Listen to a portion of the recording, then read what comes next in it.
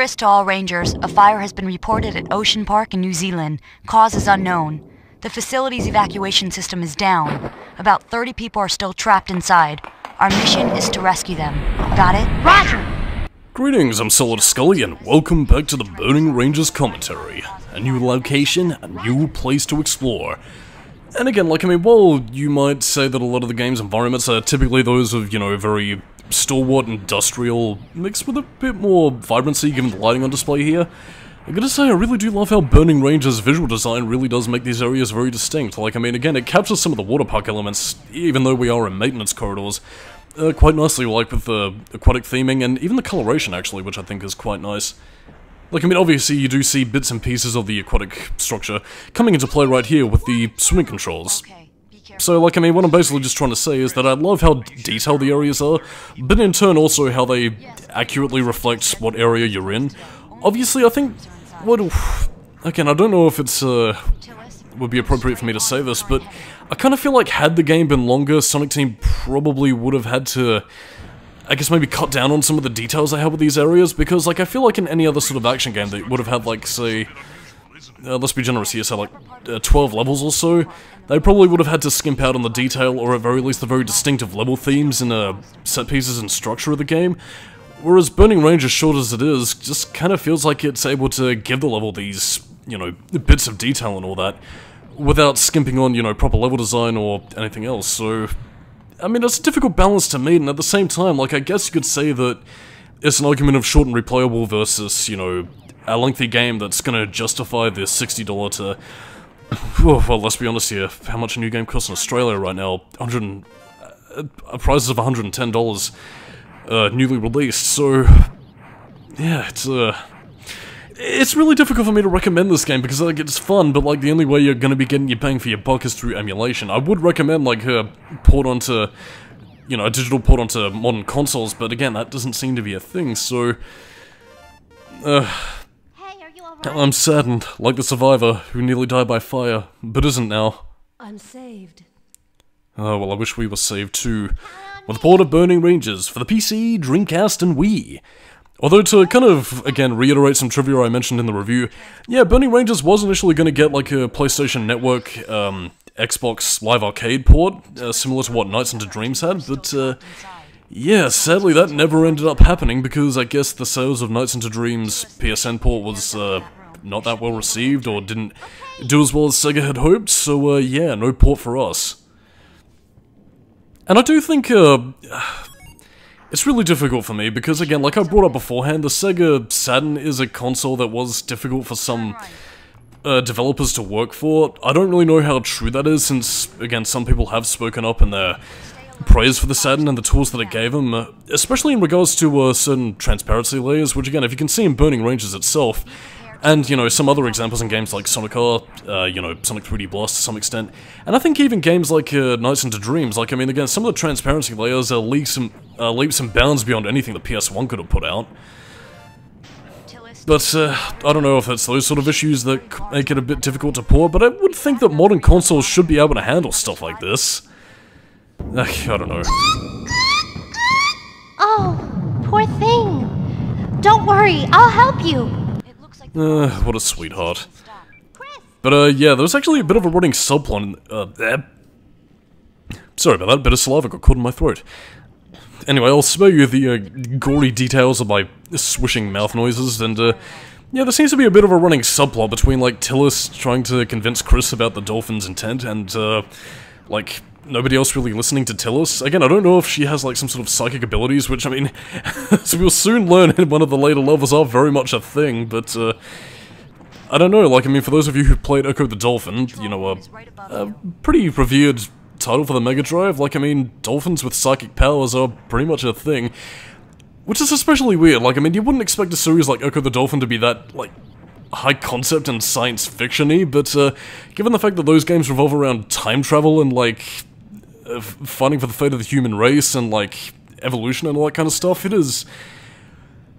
goddamn, it is fucking weird, man. Also, the Dreamcast title, I believe it was, Tides of Time or something, is narrated by Tom Baker. Which anyone who's ever heard Tom Baker will love his very dulcet tones, and I wish I could do a Tom Baker voice, but I cannot. Oh, a cute dolphin. I need cuddle. I can see why Tillis loves this creature so much. But I mean, yeah, if you want to continue that Sega multiverse theory, Echo the Dolphin's descendant is here to help the Burning Rangers. Actually, even in that case, like, I mean, Virtual Cop was also a thing in the Sega Saturn as well, so, like, do the Virtual Cops exist in this future? Were they... God damn, we are just building a fucking roadmap here. But yeah, anyway, besides the whole Dolphin and Tillis kind of thing going on, there is also the factor that we're not being given all the information we seem to be given, because besides, well, you know, you'll be seeing it a little bit, but it's not just gonna be maintenance crews that we're gonna be rescuing here. And again, like, I mean, if I could once again comment on the map design, I really love this level in particular because of how distinctive a lot of the set pieces are. Like, I mean, again, you have very, you have very little nooks and crannies in which you can use to find survivors. But by that same token, you also have, like, a lot of very distinctive looks. Like, I mean, you have, you know, the dolphin tank, you have the pools of water which you can use to get around. You have the water park in general, which, again, if I can kind of comment on a trip to Japan that I took back in 2019, which I think I might have brought up during the Silent Hill Downpour commentary. Yeah, I actually went to a Japanese aquarium, and, I mean, at least structurally, it looks very similar to... Well, I mean, not quite, because, you know, this is the future, but, again, it was quite ambient and had a lot of lighting very similar to this. And I really liked it. I really gotta go to more aquariums, man. Like, I don't know. Maybe it's just my inner Australian, but like sea life and, you know, atmospheric lighting, it's enough to speak to me, man, and I just can't get enough of it. This is also the level where, like, a lot of the different types of fire really begin to rear their ugly head, so, yeah, you kinda gotta be on your guard, cause if you ain't, then you's gonna get destroyed. But yeah, to kind of point out the differences and distinctiveness between them all, you know, basic red fires are pretty much your typical fires, again, just extinguish them. Don't really do anything, except if you run into them like a dumbass, well then, yeah, they pretty much pose no threat. Green flames pretty much launch projectiles at you, so again, you basically gotta be careful when, you know, they're kind of spitting out fire towards you, and of course we have blue flames, which are strong as hell, and you basically gotta take a lot more effort to destroy. Anyway, to once again talk about that art design, look at that waterfall, look at the... And again, like, I mean, the way that they make the park look distinctive between its maintenance areas and, you know, some of the more executive areas. Again, like, the art design of this game is nothing short of flippin' beautiful, man. I also really like, well, again, to sort of comment on this while I have the chance, I also really like how they don't kind of, fall victim to this, one of the issues games like, Spider-Man on the PS1 and even Mega Man... no, not Mega Man X. What was it, Mega Man Legends actually ran into, where the camera would sometimes clip out of an environment and, you know, you'd basically be seeing, like, this black void of space, or the rest of the level, like, slowly coming towards you as it popped in. I mean, I will admit, like, I don't know if this is my emulation thing, or, you know, something to do with the game itself, but there is a little bit of that in Burning Rangers, but again, like, it makes a... But unlike a lot of games of the, you know, 5th generation, it does actually... like, feel relatively cohesive. Like, again, you're seeing the environments as lived-in environments. You're not seeing it as just, you know, map construction of a video game level. Which, again, it was, like, a very difficult thing that a lot of games didn't really know how to master up until Generation 6. So, again, it's really cool that Burning Rangers was able to hit that nice balance, and, again, while the Sega Saturn was a little bit notorious for pop-in, at least in regards to, you know, rendering things that came, at least within your immediate vicinity, at the very least not without doing anything to hide it in a Silent Hill kind of way of, like, having fog or anything. I don't know. It kind of... I don't know. The point I'm just trying to get at is that it makes each area feel very distinctive, and again, it gives you a lot of pretty visuals to look at to kind of distract you from that fact. Like, I mean, the water dome that you're walking through right here. Again, you're more so distracted by some of the background elements and by the enemies that are immediately in front of you, like that robot thing, which is a little bit pushed to take out, but... then again, it's more of a hindrance rather than an outright hazard again. Your main priority is fires, which are much more present dangers than the robots. I seriously doubt he's part of the maintenance crew. Though, that being said, I will say that, like, I mean, it's... they did manage to give, like, each area very distinctive, like, robot hazards and enemies to defeat, which is a lot more than I expected, but... again, there's another one of those elements that had this been developed into a more fully fledged game, as... I suppose was the standard for most action games at the time, a lot of that detail would be sacrificed, so... yeah, just sort of take your pick, really. And of course, it's here where you're going to be getting much more use out of your thruster jump. Again, like, when you hear that little whistling sound, that's basically your cue to either jump out of the way, jump forward, or, basically use your thruster pack to its max capacity. Again, unlike these shooting stages from Sonic Adventure 2, or even Adventure really with the Gamma stages, yeah, the thruster pack has a double jump, so it's not quite like the hover thruster that you would have seen in the Eggman or Tails levels. And again, it really does help with a lot of platforming, which I suppose is an countenance that a lot of people kind of wish was in the adventure games, but wasn't for some reason. I don't know. I guess maybe something they didn't really think of, or that the levels weren't really designed around platforming. Which is kind of weird, actually, because I seem to recall, like, the mechs that you could control in Shadow the Hedgehog kind of had a little bit of that, and could have used that as well, but I don't know, I guess to compensate in that game, they at least made you jump a little bit higher, but I really don't know for certain. Anyway, as soon as we orient ourselves by collecting a few more crystals, which come in 3 distinctive flavors, that I'll talk about in a little bit, now we get a cutscene. I found you! Who are you? I'm here to rescue you. Do you know what caused the fire? That earthquake. But there was no earthquake recorded. I'll send you out. You can answer questions later. Coordinates set. You got a call from somewhere. Confirmed. Ready to transport.